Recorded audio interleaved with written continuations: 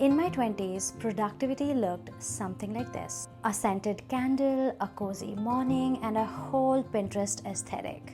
But now in my 30s, my mornings look a little different. Wake up, dress up, clean up, give up. Literally run to my work desk to start my day, only to realize that my coffee has gone cold again. Does that mean I cannot be productive? In the last 5 years, I have completely pivoted my career from working a marketing job to having a creative business of my own. I grew my social media to over 40,000 followers. I am a toddler mom. I'm a creator CEO who works with a bunch of clients every single month, and I'm the CEO of my house. So yeah, I have figured out some productivity tips and techniques of my own that are actually quite simple and work for people who literally have no time. I know you're super busy, so I'm not going to waste any more time. Let's dive right into it. I don't do the to-do lists. I do the 3, 2, and 1 method.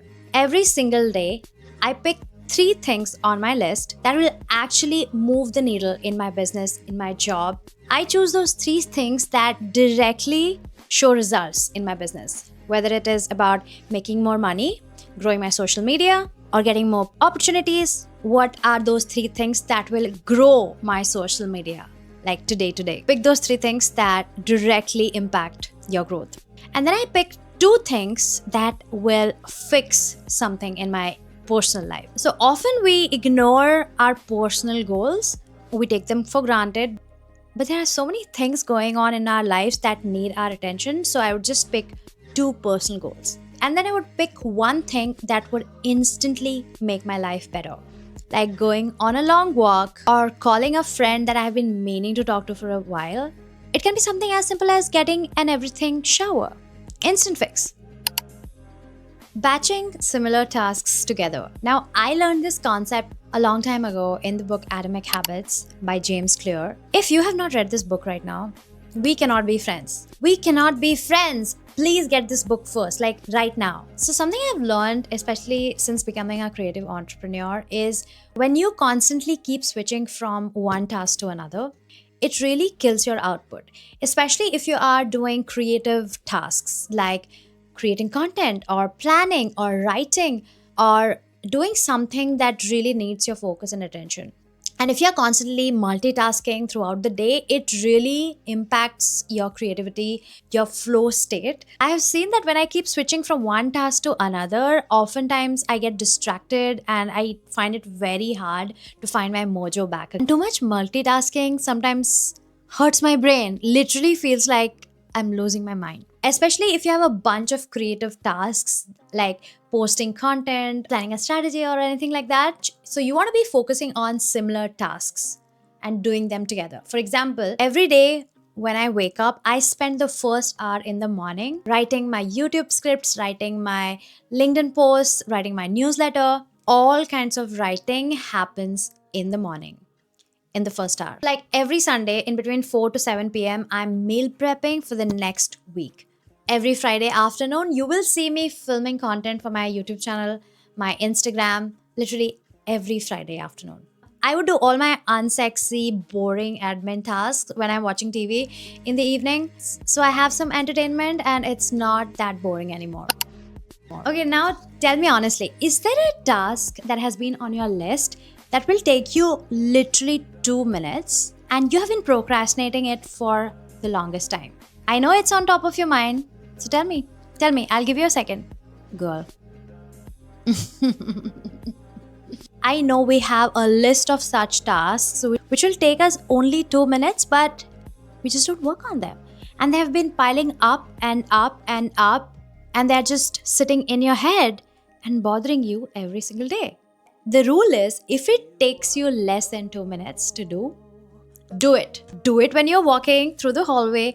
Do it when you're waiting for your bus. Do it while you're heating your coffee in the microwave. Just do it. Doing this will help you accomplish so much more without even realizing.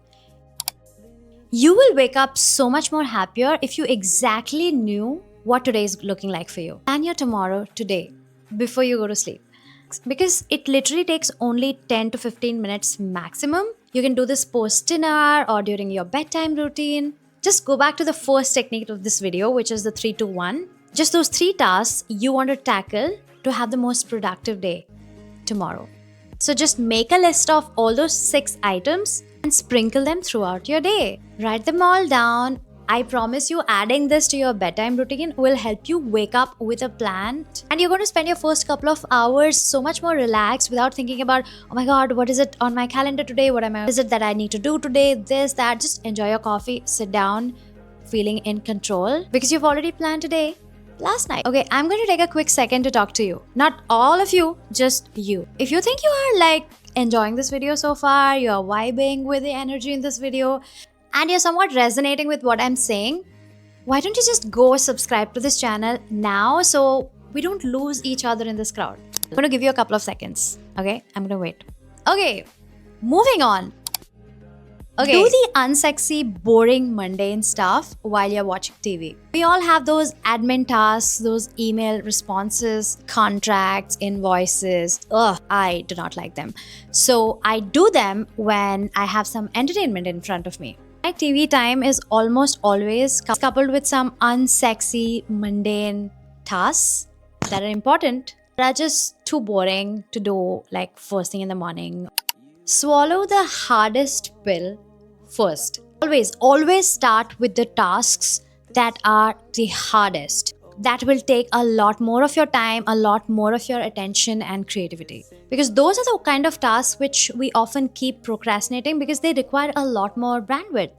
Like literally starting that YouTube channel or making a list of prospective clients you want to talk to, starting your workout journey, preparing yourself for a very difficult conversation with a friend. When you accomplish your most challenging tasks first thing in the morning, the rest of the day is going to look like so easy for you. You're going to feel so much more happier, relaxed, because you have literally survived the hardest part of your day. And also during the first thing in the morning, you have a lot more resilience and a lot more courage to work through and think through some of these things. And you want to leverage that, don't you? Okay, the last one is so underrated and more people need to do this.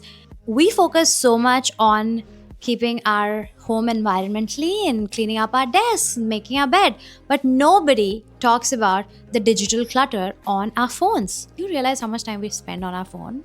Can you please let me know your screen time for yesterday in the comments so I know I'm not the only one? The way a messy home impacts your productivity and how you like feel internally, a chaotic phone does the same thing to your creativity, to how you show up every day. So here is something I want you to add to your bedtime routine. Instead of doom scrolling to sleep every single night, I want you to delete all the unnecessary footage, some random pictures you took through the week. Delete them, clear up some space. Your phone is dying because of less iPhone storage. Uninstall any apps that you've not been using for weeks now, okay? Clear up some memory in your phone. This is good for you, good for your phone, good for your sanity. Sort your notes app. If you are someone who takes a lot of notes on your notes app, or even if it's Notion or any tool or anything, sort it out. Remove any documents that are not necessary anymore. Clear out anything you don't like. And then organize all your tasks in folder. Like this is my folder on my notes app. I have organized all my content notes. Then I have all my home and personal life tasks organized together in this folder called home. I organize all my content on my camera roll. Like there is a folder called drafts. There's a folder called B-rolls for my content. There's a folder called raw footage, something that I need to work on, edit on. Organize everything into albums. I even organize my Instagram stories stuff, like things I need to put on my Instagram stories. So organize all your social apps together, your finance apps together, your shopping apps together. Your phone actually looks like a really good looking, clean, aesthetic digital home. A quick shout out to my Instagram where I share a lot more about growing your social media, some of these productivity practices. I'm so much more active on my Instagram. If you like this video, please go follow me on Instagram as well. So yeah, I'm not some productivity guru. I'm just sharing what I have learned over these years. And if you have like a secret productivity hack that has worked for you, why don't you mention it in the comments so we all can like learn from each other? Alright, I'm going to see you next week in a brand new video. Thank you so much for staying and watching this video. Again, my name is Preeti and I would love to stay in touch. Please subscribe and talk soon.